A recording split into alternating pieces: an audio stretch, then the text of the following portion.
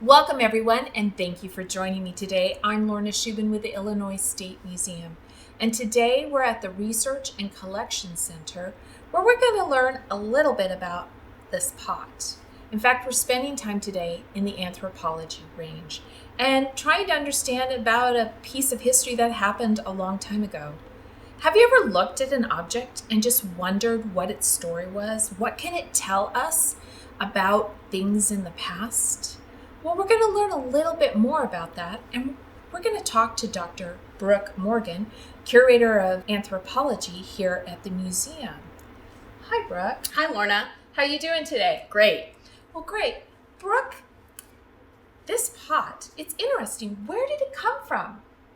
So this pot here is from an archaeological site that was once a city near St. Louis and the Illinois town of Collinsville. And it was called Cahokia, and it was a city of maybe 20,000 people, maybe even more, long before Europeans ever came to what's now the United States. And so it was a massive city with over 120 mounds, and there's a really big mound there called Monk's Mound. You might have walked up to the top of it. You can see all around that area of Illinois and into Missouri if you stand on the top of Monk's Mound. So the Cahokia site was huge. It was the largest city north of Mexico, and it had influence all throughout the eastern United States. It was part of what archaeologists call the Mississippian culture, and it's called that because a lot of these big cities and towns are located along the Mississippi River. So the time period that this pot is from is about AD 1050 to 1200. So around 800 years ago. So let's talk about this pot, or I should say where exactly this pot was found. This pot was found in a house floor at Cahokia. It's known as House 4. And the house itself burned down catastrophically at one point in history. People were able to get out, but they had to leave everything behind because they had to get out of the house in a hurry. And so we have an example of something that doesn't happen a lot of the time in the archaeological record. We got information based on what was left in the house that people couldn't take with them. And why that's important is because if you think about if you've ever had to move, or if you've ever stayed somewhere, gone on vacation, or camped, when you move or when you pack up camp or when you leave your vacation to go home, you take all your things with you, or as much as you can carry. And so those things don't get left behind. If an archaeologist were to come to the place that you camped, or maybe your old home, they would find maybe someone else there, but they wouldn't find your things because you had moved them with you. This pot and the other things in the house are a good example of what would have been left behind if people didn't have time to take them. So this is a ceramic storage jug.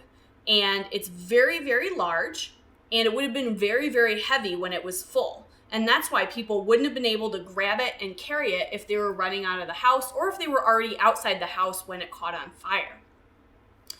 Archaeologists, as you can see, they put this puzzle back together. This was all smashed from the house collapsing and burning, and there are a lot of pieces that needed to be glued back together, and archaeologists worked to reassemble those just like a puzzle, like a 3D puzzle.